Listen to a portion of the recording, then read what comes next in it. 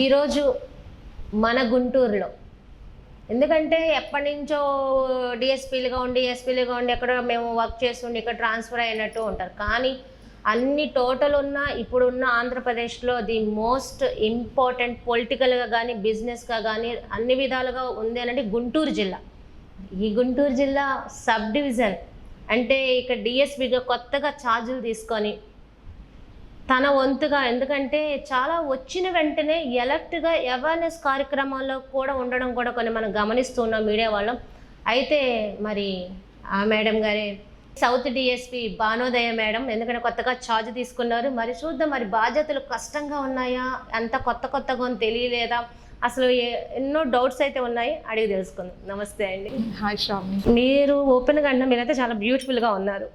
Actual ఏంటంటే చిన్న అమ్మాయిగా ఉన్నారు, కానీ ఎలా డిఎస్పీగా ఫస్ట్ ఛార్జ్ తీసుకోవడమే. దీనికి ముందు అసలు మీ నేటివ్ ప్లేస్ ఎక్కడ, మీ ఫాదర్ మదర్ ఎవరు, వాళ్ళు కూడా అంటే గవర్నమెంట్ జాబా ఏంటని? నా నేటివ్ వచ్చేసి విశాఖపట్నం జిల్లా.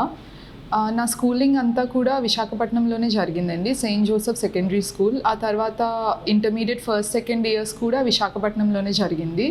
నెక్స్ట్ నేను హైయర్ ఎడ్యుకేషన్ కోసం హైదరాబాద్ వెళ్ళాను. అక్కడే యూపీఎస్సీకి కోచింగ్ కూడా తీసుకున్నాను. అలా ప్రిపేర్ అవుతున్న క్రమంలోనే 2019లో గ్రూప్ 1 సర్వీసెస్ రాయడం జరిగింది. ఓకే, గ్రూప్ 1 చేసినప్పుడు ఏంటంటే ఎవరైనా సపోర్ట్ చేశారా, లేకపోతే మీ హార్డ్ వర్కేనా, లేదా మీకు ఈ పోలీస్ జాబ్ చేయాలని ఇంట్రెస్ట్గా మీరు ప్రిపేర్ అయ్యారా? అంటే సర్వీసెస్ మీద ఇంట్రెస్ట్ ఉంది, కానీ ఈ సర్వీసే ఎస్పెషల్లీ పోలీస్ డిపార్ట్మెంట్లోకి రావాలని ఎప్పుడూ అనుకోలేదండి. ఇన్ జనరల్ నాకు సర్వీసెస్ మీద ఇంట్రెస్ట్ ఉంది, దానివల్లనే నేను స్టార్టింగ్ నుంచి యూపీఎస్సీకి ప్రిపేర్ అవ్వడం జరిగింది. అండ్ కమింగ్ టు మీరు ఫ్యామిలీ సపోర్ట్ గురించి అడిగారు, ట్రెమెండస్ సపోర్ట్ ఉందండి. ఈరోజు నేను ఈ అసైన్మెంట్లో కూర్చోగలిగాను, ఈ సర్వీస్లో ఉండగలిగాను అంటే దానికి వాళ్ళ సపోర్ట్ చాలా ఉంది. అమ్మ నాన్న సపోర్ట్ అంటే వాళ్ళు ఉద్యోగస్తులా, లేకపోతే అంటే ఇంట్లోనే అమ్మ ఇంట్లోనే ఉండడం, నాన్న జాబ్ చేయడం ఇలానా? మా ఫాదర్ వచ్చేసి స్టీల్ ప్లాంట్లో, వైజాగ్ స్టీల్ ప్లాంట్లో చేసేవారు. మదర్ హౌస్ వైఫ్ అండి, she a homemaker. Okay, మీరు ఒక్కళ్ళే?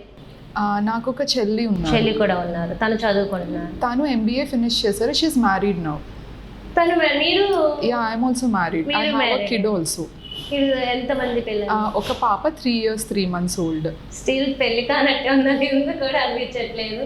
ఇంకోటి మేడం, ఈ పోస్ట్కి any political support, any police department సపోర్ట్తో వచ్చారా, మీ సొంత క్రెడిబుల్తో వచ్చారా? ఈ పోస్టింగ్ నాకు సంక్రాంతి వెకేషన్ నుంచి వచ్చిన తర్వాత మాకు ఒక గవర్నమెంట్ ఆర్డర్ వచ్చిందండి. ఆ ఆర్డర్ మేము నైట్ 11కి ఎప్పుడో చూసుకున్నాం. ఆ ఆర్డర్ చూసేంత వరకు నాకు తెలీదు సౌత్ గుంటూరు ఎస్డిపిఓ పోస్టింగ్ నాకు వచ్చిందని. We're expecting postings sooner, but ఈ సబ్ డివిజన్ అనేది నేను ఆర్డర్లో చూసుకున్నంత వరకు నాకు తెలీదు. ఈ గుంటూరు వాతావరణం వచ్చిన తర్వాత మీకు ఎలా అనిపిస్తుంది? ఐఎమ్ ఆన్ మై టోస్ అండి రైట్ నౌ. అంటే ఎప్పటికప్పుడు పని చేస్తూ ఉండాలి. లైక్ యాజ్ మై కొంతమంది మా సీనియర్స్ కూడా ఇక్కడ వర్క్ చేశారు, ముందు బ్యాచ్ సీనియర్స్ని. వాళ్ళని నేను ఫీడ్బ్యాక్ కోసం అడిగినప్పుడు వాళ్ళు ఒకటే చెప్పారు, just be ready to work 24/7 అని చెప్పారు. సో వాళ్ళ గైడెన్స్ని తీసుకొని నేను ముందుకు వెళ్తున్నాను. అఫ్కోర్స్ ఎస్పీ గారి గైడెన్స్ కూడా. ఓకే, మరి ఇక్కడికి వచ్చిన తర్వాత అంటే పోలీస్ డిపార్ట్మెంట్ కొత్తే, మరి ఎన్నో కేసులు, మరి మిమ్మల్ని పరిచయం చేసుకొని బొకే ఇచ్చే వాళ్ళు ఉంటారు, ఇంట్రడ్యూస్ చేసుకునే వాళ్ళు నార్మల్గా ఉంటారు, all political, police department, lawyers, business mans. మరి వాళ్ళందరూ మీతో వచ్చినప్పుడు ఏం డిస్కస్ చేస్తున్నారు మాట్లాడినప్పుడు మీ దగ్గరికి? రైట్ నౌ ఎవరు అలా రాలేదండి నా దగ్గరికి. ఆఫీసర్స్ని నేను వెళ్ళి కాల్ ఆన్ చేశాను. కొంతమంది వెల్ విషర్స్ వచ్చి నన్ను కలిసారు అంతే తప్ప అంత పొలిటికల్గా ఎవరు నన్ను వచ్చి కలవలేదండి. ఇంకోటి అండి, ఇక్కడ పాత కేసులన్నీ అంటే గత గవర్నమెంట్లో జరిగిన అవినీతే కానీ, ఆ గవర్నమెంట్ వాళ్ళు కొంతమంది మా land issues, money issues, police rowdy గొడవలే కానీ ఇలాంటివి చాలా గతంలో అయితే ఇక్కడ ఈ డిఎస్పీ ఆఫీస్కి రావడం కూడా నాకు కొన్ని తెలుసు. మరి మీ వద్దకు అయ్యే కేసులు ఇప్పుడు మీరు వచ్చిన తర్వాత ఏమన్నా వచ్చినాయా?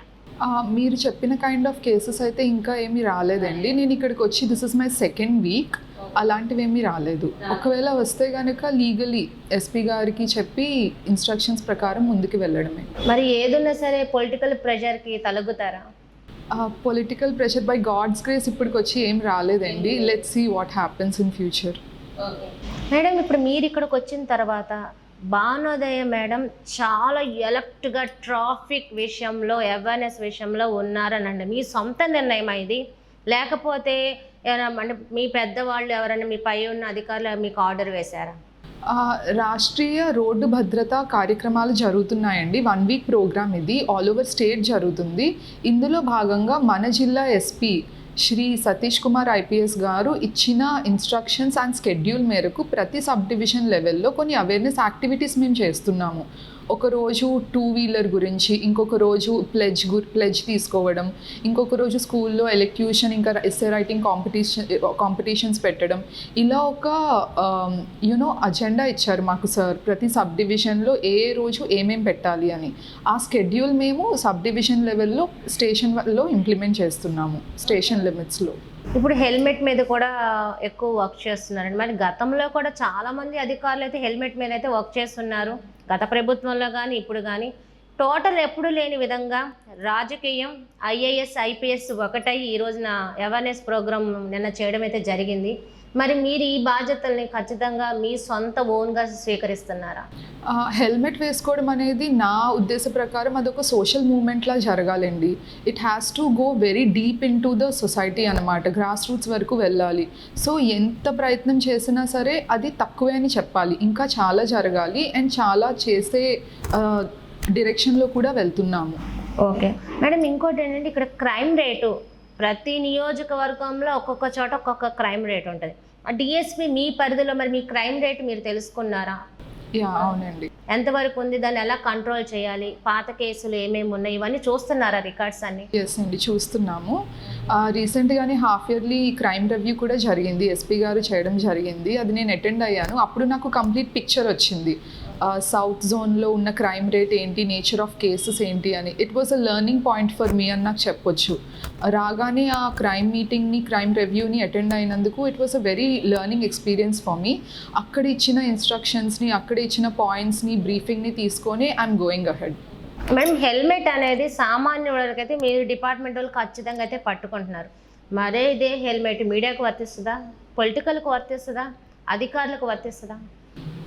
నేను నిన్న అనుకుంటా ఇదే చెప్పానండి. రహదారి ఎలాగ ప్రగతికి చిహ్నమో, ఆ రహదారి మీద భద్రత ఏదైతే ఉందో అది ప్రతి సామాన్యుడి బేసిక్ హ్యూమన్ రైట్ అండి. ఆ భద్రతకి ఫస్ట్ స్టెప్ ఏంటంటే హెల్మెట్ వేసుకోవడం. అది ఇర్రెస్పెక్టివ్ ఆఫ్ ప్రొఫెషన్ అందరికీ వర్తిస్తుందండి. అంటే టోటల్ అందరూ, ఇప్పుడు మీడియా అయినా ఇంకా అధికారులు ఎవరైనా పెట్టుకోవాల్సిందే. నేను ఇంకోటి అన్న, ఇదే మీ పోలీస్ అధికారులే ఇప్పుడు హెల్మెట్ మీద పట్టుకుంటున్నారు, మరి ఇదే మీ పోలీస్ అధికారులు హెల్మెట్ పెట్టుకోకపోతే నేను క్వశ్చన్ చేయొచ్చా? డెఫినెట్గా అండి, చేయొచ్చు. ఎందుకంటే నేను చూస్తూ ఉంటాం, మీరు ఎలా సామాన్లు పట్టుకొని ఎవరైనా మాట్లాడతారు, నేను పోలీస్ డిపార్ట్మెంట్ వాళ్ళని చూస్తాను, హెల్మెట్ ఉండదు కొంత, అంటే అందరినీ అనట్లా, మ్యాక్స్ చూస్తూ ఉంటాను. మరి దీనిపై మీ స్పందన? డెఫినెట్గా అండి. ఇప్పుడు అవేర్నెస్ వీక్ జరుగుతుంది, so everybody is on their toes right now. So ఈ అవేర్నెస్ మేము ఇవ్వడమే కాదు, ఇది మాకు కూడా అని చెప్పొచ్చు, ఇది self and to others also అని చెప్పొచ్చు. సో ఈ అవేర్నెస్లో మేము పార్టిసిపేట్ చేయడమే కాకుండా మేము పార్టిసిపెంట్స్ కూడా వెరీ మచ్. సో అవేర్నెస్ మాకు కూడా వర్తిస్తుంది and will take this issue also forward. Okay, ఒక మహిళా డిఎస్పీగా కొత్తగా బాధ్యతలు తీసుకున్నారు, సాటి మహిళలకు మీరు ఇచ్చే ఒక సందేశం? ఏం లేదండి, be strong and be financially independent. ఎక్కడైతే ఫినాన్షియల్ ఇండిపెండెన్స్ వస్తుందో అక్కడ ఎంపవర్మెంట్ వస్తుందని నేను నమ్ముతాను. సో మీరు చేసే పని చిన్నదైనా సరే పెద్దదైనా సరే, see that you're economically independent, emotionally independent. Okay, ఈ 6 monthsలో ఈ సౌత్ డిఎస్పీగా మీరు ఈ గుంటూరు జిల్లాలో వన్ సైడ్ని ఎలా మార్పులు చేయాలని అనుకుంటున్నారు? మార్పు అంటేనండి ఎస్పెషల్లీ క్రైమ్ అండి, బోత్ ప్రివెన్షన్, డిటెన్షన్ రెండు జరగాలి. డిటెక్షన్ రెండు జరగాలి. దాన్ని ఫార్వర్డ్కి తీసుకువెళ్తూ యూఐ కేసెస్ చాలా ఉన్నాయి మా ఏరియాలో, దాని మీద వర్కౌట్ చేస్తున్నాము. Every week, every month reviews conduct చేసి దాన్ని వర్కౌట్ చేస్తున్నాము. అలానే అఫ్కోర్స్ రెస్పెక్టెడ్ ఎస్పీ గారు ఇచ్చిన ఇన్స్ట్రక్షన్స్ మేరకు we're implementing few things in that direction. అంటే గత ప్రభుత్వంలో జరిగిన అవినీతి మీద సంబంధించి కంప్లైంట్లు ఇచ్చి ఇలా జరిగిందని అయితే వస్తారు. మరి ఈ కూటమి ప్రభుత్వంలో ఉన్న నాయకుల మీద ఎవరన్నా వచ్చి ఇలా జరిగింది అని కంప్లైంట్ క్రైమే ఇస్తే మరి మీరు ఎలా స్పందిస్తారు? అంటే కూటమి ప్రభుత్వం ఇక్కడ ఉన్న ఇదే ఎమ్మెల్యే పరిధిలో కదా వర్క్ చేస్తున్న వాళ్ళకి సంబంధించిన వ్యక్తి ఇలాగని అంటున్నారు కదా, ఏంటి అని ఆలోచిస్తారా?